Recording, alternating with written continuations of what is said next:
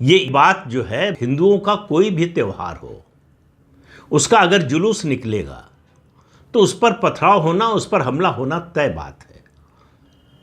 तो दुकानों में आग लगा दी गई, गाड़ियां जला दी गई, कार और मोटरसाइकिलें जो थी जला दी गई, मंदिर पर हमला करने की कोशिश हुई, घरों पर पथराव हुआ। ये सब किस लिए हुआ? क्या किसी मुसलमान को किसी ने कोई अपशब्द कहा? किसी मुसलमान के साथ बदसलूकी की? क्या किसी मुसलमान के धार्मिक स्थल के बारे में कुछ कहा गया, या उस धार्मिक स्थल पर कोई हमला करने की या किसी तरह से उसको नुकसान पहुंचाने की कोशिश हुई?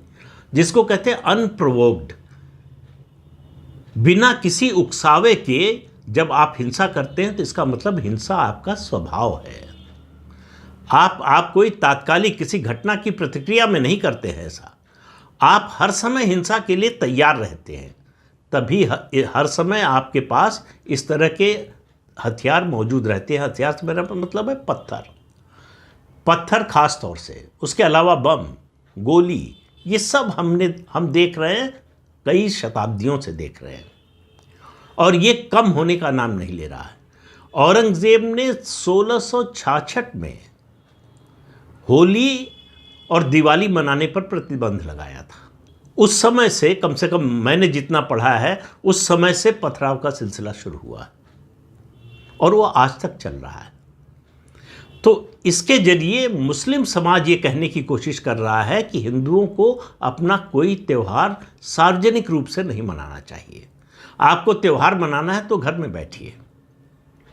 अब इसका समर्थन करने वाले भी आपको मिल जाएंगे, लेकिन आप देखिए, संभल के सीईओ अनुज चौधरी ने जो बात कही, तथ्यात्मक बात कही। उन्होंने कहा कि साल में 52 दिन होते हैं जुम्मे के, 52 बार आता है जुम्मा, और साल में एक बार होली आती है। तो जिन लोगों को रंग से परहेज है वो होली के दिन अपने घर में रहें। इस बार इत्तेफाक से जुम्मे की नमाज का दिन और होली दोनों एक ही दिन पड़ रहे हैं। तो ये कहा जा रहा था मुसलमानों की ओर से कि होली जो है उस समय नहीं खेली जानी चाहिए। भाई, साल में एक दिन आप क्यों नहीं रुक सकते हैं? और ये नहीं कहा जा रहा कि जुम्मे की नमाज पढ़िए ही मत, केवल समय बदलने की बात है कि रंग का जो समय होता है आमतौर पर 1:30 से 2 बजे तक, दोपहर तक चलता है, उसके बाद बंद हो जाता है। उसके बाद आप जुम्मे की नमाज पढ़िए, कोई नहीं रोक रहा है। या जुम्मे की नमाज एक जुम्मे को नहीं पढ़ेंगे तो कोई आफत नहीं आने वाली। जुम्मे की नमाज आप घर में भी पढ़ सकते हैं।